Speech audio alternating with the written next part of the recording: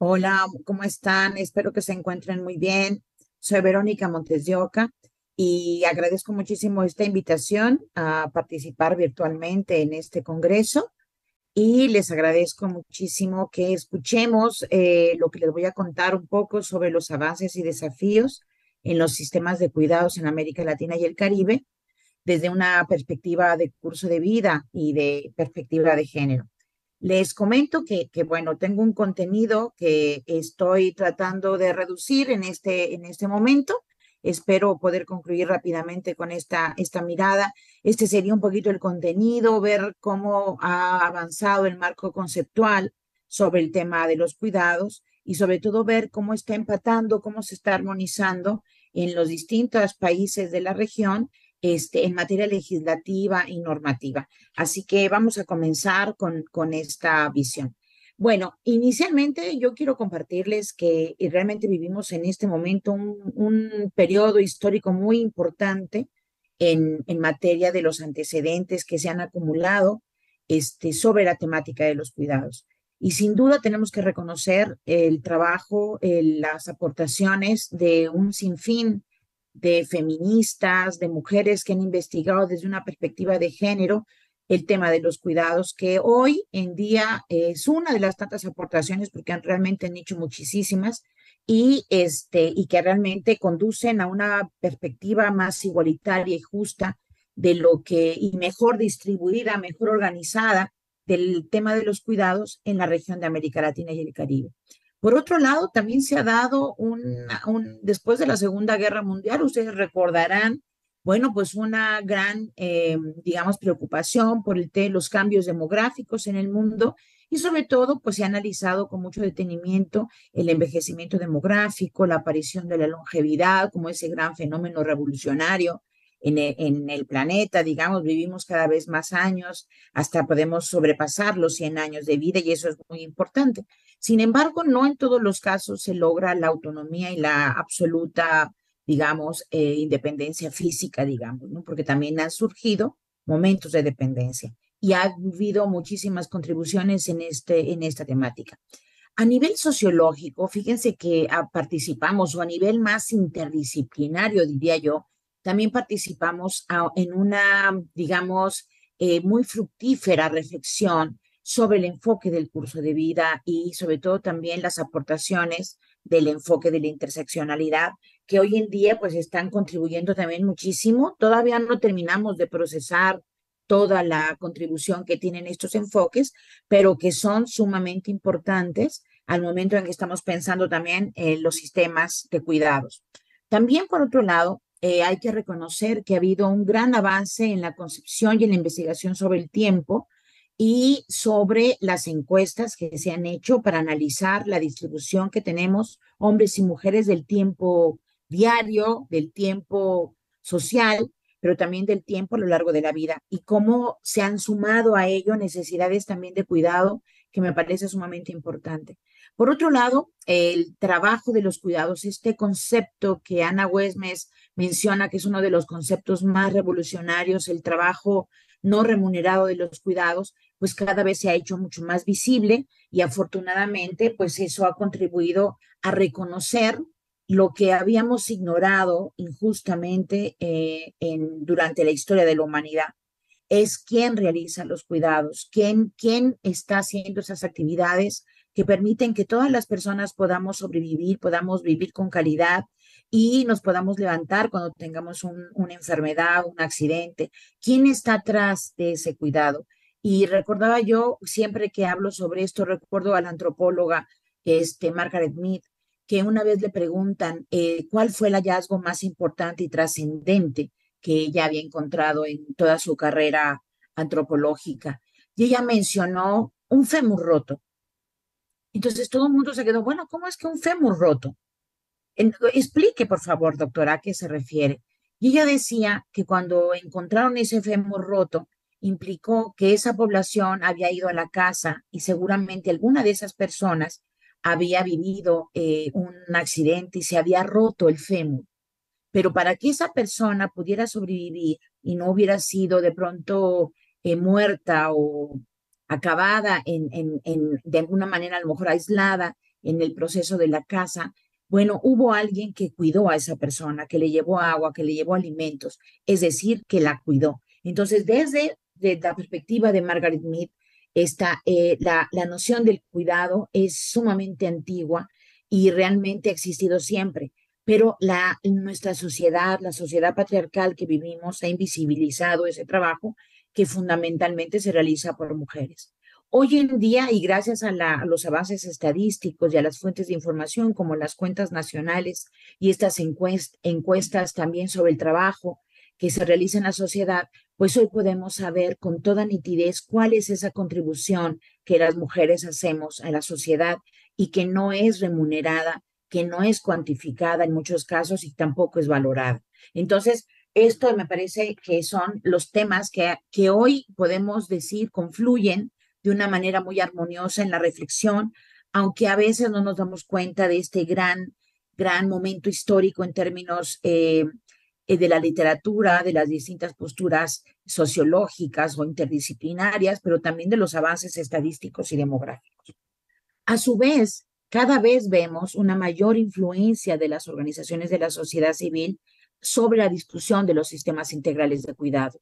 Y aquí lo que es maravilloso podernos dar cuenta es la cantidad de mujeres y hombres organizados, ¿no? Personas incluso de la comunidad LGBT que están organizadas para poder cuidar y para poder defender el trabajo de las personas que cuidan. Y hoy vemos eso con toda nitidez y me parece que es muy importante.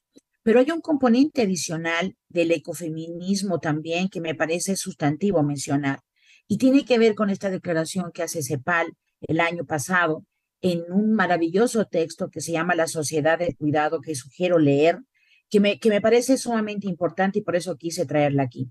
Ellas en la CEPAL dicen que los gobiernos en la región coinciden en que es urgente implementar un cambio en el estilo de desarrollo y en los estados de bienestar para avanzar hacia una sociedad del cuidado en la que se reconozca la interdependencia entre las personas, así como entre los procesos productivos y la sociedad.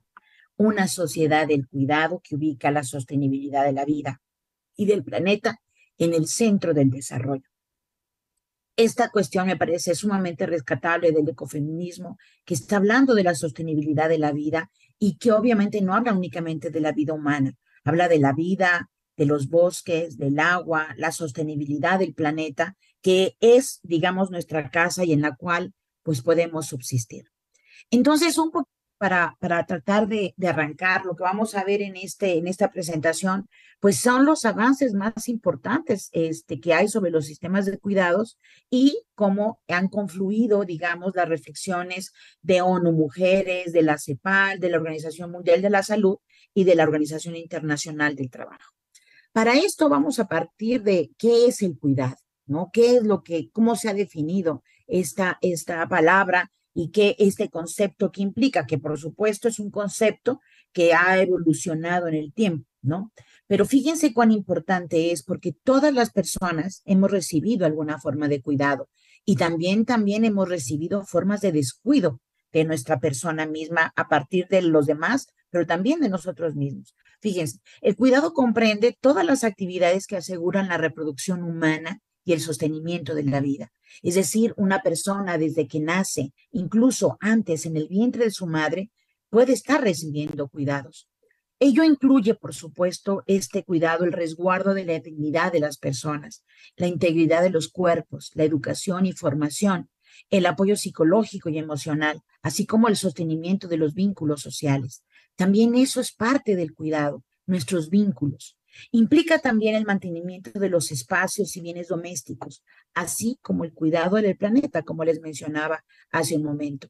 Tiene una dimensión material, por supuesto, al ser un trabajo que entraña costos, es decir, todo este trabajo que realizamos muchas, la gran mayoría de las mujeres, por supuesto, donde también nos acompañan los varones, pero en una proporción mucho menor, entraña costos que muchas veces sacrifica la propia vida de las personas, su propia distribución del tiempo. Podemos recordar que todas las personas tenemos 24 horas al día, pero las mujeres dormimos menos. Las mujeres estamos realizando también cuidados pasivos, pensando en los demás, pensando en las circunstancias en las que están experimentando. Y obviamente eso también es un trabajo que requiere una disposición psicológica vinculada a la construcción o el sostenimiento de un vínculo afectivo. Y por supuesto que hay muchas personas que han escrito sobre este tema. Y por supuesto también se ha hablado también de las personas que cuidan, es decir, quiénes realizan el cuidado, quiénes son las personas que reciben ese cuidado y también el concepto de intercuidado, que es muy importante, el autocuidado y el cuidado del planeta. Por supuesto, también podemos pensar que en esta lógica de la igualdad de género y la economía feminista, pues se ha dado evidencia, se han aflorado datos eh, no muy alentadores que hablan de la desigualdad que vivimos las mujeres en la sociedad y por supuesto de cómo vivimos condiciones de pobreza, de discriminación, mucho mayor que a lo mejor otros nuestros congéneres de pronto en el planeta. Hablamos también de esta necesaria igualdad de género que es fundamental para alcanzar el desarrollo. Y esto se ha dicho desde hace muchos años, se ha dicho a través de la defensa de los derechos humanos de las mujeres, a partir de la CEDAW, por ejemplo, en la época de los 80. Se ha hablado de superar la división sexual del trabajo, de reorganizar mejor y no solamente identificar a las mujeres como las adecuadas, las naturales para cuidar, porque eso no existe, eso no es cierto. También los hombres pueden cuidar y pueden hacerlo muy bien. El trabajo de cuidado sin remuneración, que es una de las cuestiones más alarmantes que existen hoy en día, que significa una expropiación de tu tiempo y de tu trabajo, una donación forzada a la economía y que por supuesto está contribuyendo al Producto Interno Bruto sin que las mujeres reciban un beneficio ante ello y por supuesto es una forma de subsidio a la acumulación del capital. Por otro lado, también se ha destacado el mercado laboral altamente excluyente, precario, que favorece al sector informal de la economía. Es decir, ese trabajo no remunerado no está inmerso en el mercado formal de la economía y por lo tanto no tiene ningún beneficio para las mujeres. Por otro lado, estamos viendo un cambio demográfico muy importante en nuestros países y, por supuesto, el incremento de las personas con 60 años y más. Y obviamente, dentro de este gran sector de la población, hay el último grupo, digamos, el 80 años y más o el 100 años y más, que está creciendo con mucho mayor rapidez que el demás, que el resto de los grupos sociales. Pero también nos damos cuenta de algo que, si bien no es algo biológico, natural, tiene que ver con la noción digamos, de la dependencia, cómo estamos teniendo los estilos de vida, cómo nuestro sistema también crea dependencia y multimorbilidad. Entonces, todo eso acrecienta obviamente una mayor demanda de los cuidados y, por supuesto, no somos ignorantes de que en el proceso de envejecimiento mismo de la población hay una feminización y hay una feminización del envejecimiento y de la longevidad. Por lo tanto, también ahí la perspectiva de género es sumamente importante. Por otro lado, estamos analizando cada vez con mayores estrategias analíticas las formas en que interactúan los tiempos individuales, familiares e históricos en el curso de vida de las personas. Es decir, ninguna persona tiene la misma trayectoria que otra persona, ni tampoco una generación o una cohorte es igual a otra cohorte. Entonces, tenemos trayectorias de cuidado que son distintas entre sí y que, por supuesto, también experimentamos la transición a la dependencia de maneras distintas en momentos de nuestra vida diferentes. Y ese timing es sumamente importante para poder entender la repercusión de la dependencia y la emergencia de procesos de cuidado que deben de iniciar por parte de una serie de estrategias institucionales y sociales. También nos hemos dado cuenta, hay literatura que lo ha mencionado, cómo a través del curso de vida vivimos desigualdades acumuladas. Y esto también es muy importante porque nos está diciendo que no todas las personas tenemos, digamos, las mismas condiciones, y hay personas que viven subordinadas en situaciones de opresión, donde obviamente eso repercute en su propia calidad de vida.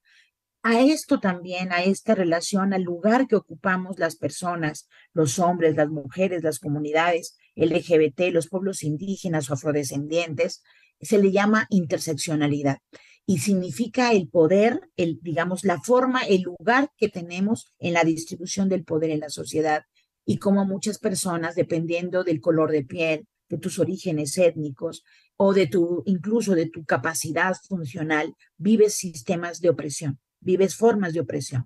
Entonces, eso obviamente repercute en que no todas las personas podemos tener un curso de vida saludable y que obviamente experimentamos discriminaciones estructurales, históricas, que a veces no vemos con toda nitidez cuando hacemos un sistema de cuidados.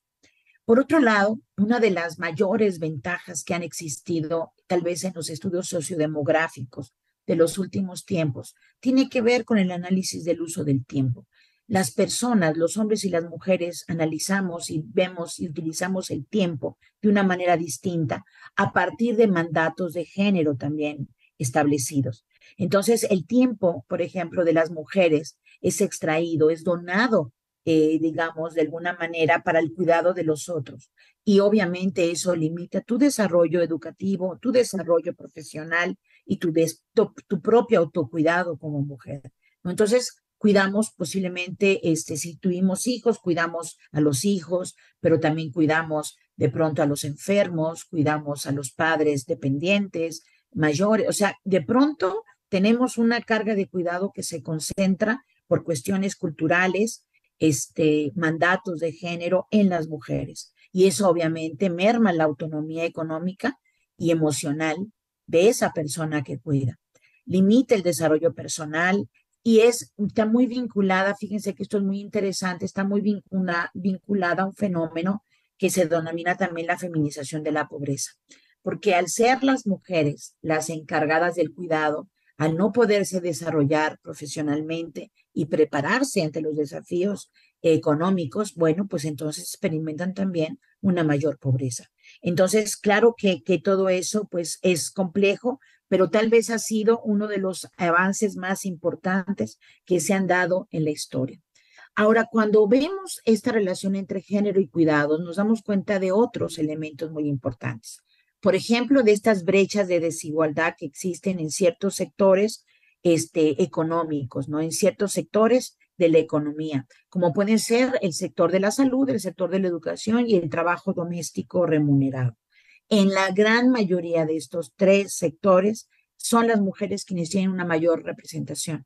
Y eso, sin embargo, no se equivale en el mismo sentido al salario o al ingreso que reciben, por ejemplo, también sus contrapartes varones. Entonces, muchas veces, aunque son mayoría en estos sectores, no son consideradas en los puestos de dirección, no tienen mayores ingresos y no tienen una mayor capacitación. Entonces, también se ven de alguna manera segregadas en todos estos procesos. Y fíjense algo muy importante, se calcula en el trabajo que el trabajo de los cuidados en salud que realizamos las mujeres en el mundo equivale más o menos al 5% del Producto Interno Bruto. Pero esto está bastante subestimado porque, por ejemplo, en México está entre 17 y 21% del PIB. Y así en otros países de la región de América Latina y el Caribe. Entonces, lo que hemos observado de pronto en América Latina, en los gobiernos, en los países de América Latina y el Caribe, es que cada vez hay un paulatino avance legislativo en materia de cuidados. Por ejemplo, hay acciones, políticas que están, digamos, tratan de abarcar una reorganización social y económica del trabajo del cuidado, ¿no? Y sobre todo garantizar el bienestar físico y emocional cotidiano de las personas que viven, que experimentan algún tipo de dependencia funcional, ¿no? También ha habido cambios en la legislación que obviamente están vinculados a la igualdad salarial, a la protección de los derechos también que tienen las personas, sobre todo las mujeres. Por ejemplo, en Bolivia se reconoce el trabajo doméstico como el de cuidados en su constitución. Y esto es muy importante, ¿no? Reconocer el trabajo doméstico y el trabajo de los cuidados en una carta magna, bueno, pues es sumamente importante. O, por ejemplo, lo que vivió Uruguay hace 8 años, con la ley para crear el Sistema Nacional de Integrales de Cuidados, que por desgracia, pues no se consolidó, y no se ha avanzado mucho en eso en los últimos años. Entonces, lo que vemos es que ha habido algunos avances a nivel legislativos, jurídicos, que están visibilizando el tema de los cuidados en muchos instrumentos, y leyes en los países, pero hay algo también que es sumamente interesante para mí, que soy socióloga y demógrafa, y tiene que ver la información estadística, las fuentes secundarias de información sobre cuidados, y el análisis del tiempo, porque la evidencia es sumamente importante. Lo que observamos, sobre todo en los últimos años, en países como Argentina, Bolivia, Brasil, Chile, Colombia, es que se está reconociendo cada vez más y hay una discusión en muchos de estos, de sus representantes populares, hay una mayor discusión sobre el trabajo doméstico, los derechos de las mujeres que realicen trabajos remunerados en el ámbito doméstico, pero también del cuidado. Y fíjense que se va de una manera muy paralela en, en, en la discusión en América Latina, ¿no? Y esto no es menor porque son aspectos que se dan en la realidad de manera muy vinculada. En muchos lados, por ejemplo, como en Cuba, pues hay un código de familias recientemente aprobado que ve, por supuesto, el trabajo de las personas cuidadoras, el papel que realizan los miembros mayores en las familias y sobre todo del papel de la responsabilidad del Estado para cuidar, ¿sí? Entonces eso me parece que es sumamente importante. En México también se está discutiendo eso, el trabajo doméstico y el cuidado, así como pues en otros países, como ustedes pueden ver. Estas gráficas son algunas de las que realmente emanan de estas encuestas, que a mí me parece muy importante y de toda la información sociodemográfica. Y que esto, ¿por qué lo muestro? Porque obviamente el cambio demográfico está haciendo una mayor reflexión sobre estos temas. Vean ustedes, por ejemplo, el caso de Cuba, como la población de menos de 15 años y la población con 65 años y más, pues prácticamente tienen un porcentaje muy, muy similar, arriba del 23%, muy, muy similar. En el caso de Uruguay es también muy cercano, aunque obviamente los menores de 15 años siguen siendo una mayoría.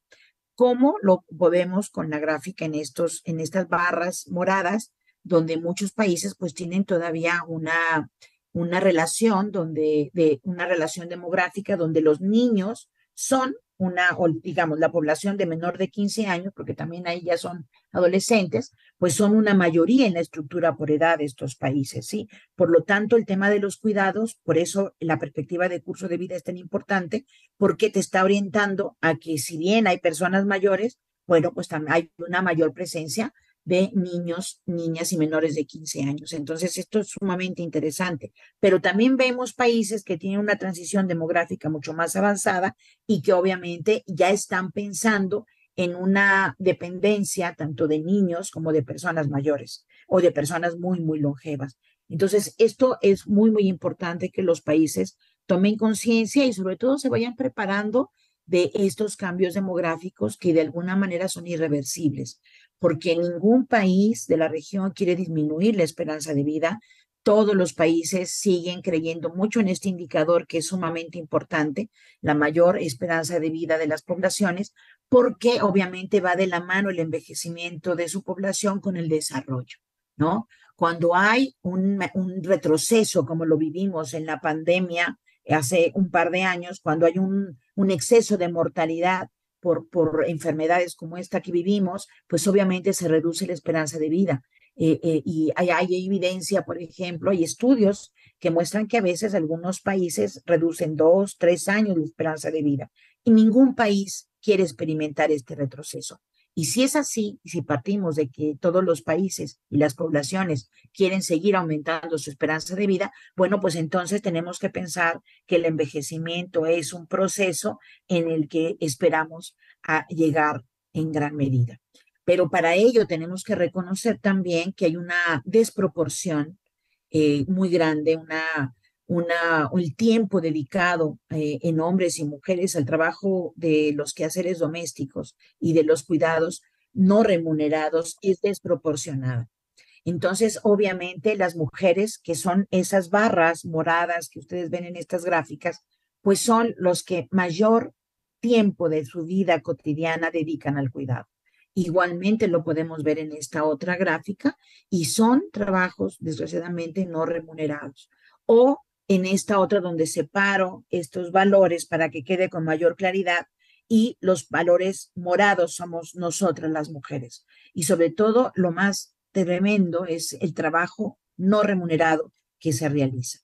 Entonces, claro que tenemos avances sobre los cuidados con respecto al Plan Internacional de Madrid sobre envejecimiento, al Consenso de Montevideo para Población y Desarrollo, que este año cumple 10 años de su promulgación, y también, obviamente, de la Convención Interamericana para Protección de los Derechos de las Personas Mayores. Entonces, claro que tenemos muchos avances, pero obviamente estamos en proceso, ¿no?, de digerir tanta acumulación de conocimientos y de evidencia y sobre todo de cada vez tener mayor conciencia de que no puede haber un sistema integral de cuidados en ningún país que no tenga un enfoque de género y que no rescate la evidencia y las preocupaciones de las feministas sobre la importancia y de las ecofeministas sobre la importancia de ver el cuidado y el trabajo doméstico como una parte sustantiva en la sostenibilidad de la vida y, por supuesto, en la sostenibilidad también del planeta.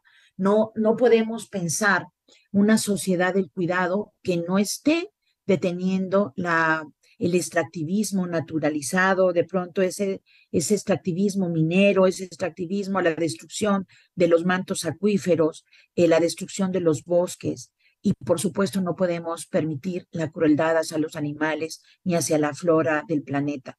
Todo eso es nuestro hogar, es nuestro cuidado y por supuesto hay afortunadamente políticas que si bien no son propiamente consideradas como de cuidado en este sentido estricto del feminismo o del ecofeminismo, sí están atendiendo a cuidar los recursos naturales, ¿no? Como en el caso de México, con el proceso, las políticas de Sembrando Vida, donde se están sembrando árboles, o lo que está haciendo también Costa Rica, que tiene una amplia tradición de cuidado del medio ambiente o lo que viven otros países que están justamente revalorando, como en el caso de Bolivia, el papel tan importante del agua en la vida de las poblaciones. Entonces, pues yo dejaría por aquí pensando en que necesitamos obviamente seguir analizando muchísimo los niveles de dependencia de las poblaciones, entender con toda claridad que los sistemas de cuidado tienen que atravesar el curso de vida de las personas y nos tenemos que ir preparando